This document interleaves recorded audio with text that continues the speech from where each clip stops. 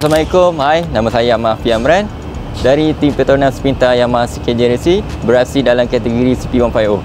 Okey, kalau kita tengok pada motosikal saya pada ini, kita test tayar swallow. Kita tengok apa perbezaan di dalam track ataupun di atas jalan raya lah. Okey, kalau kita tengok tayar swallow ni, dia ada dua bahagian. Di tengah dia hard compound dan di tepi kiri kanan tu soft compound. Dari segi apa yang saya try tadi, pada braking point tu memang sangat bagus.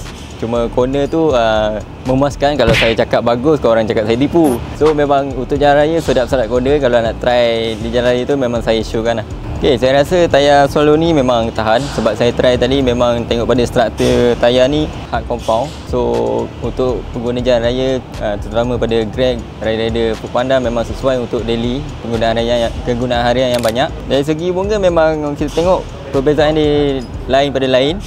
Cantik untuk jalan kering dan jalan basah.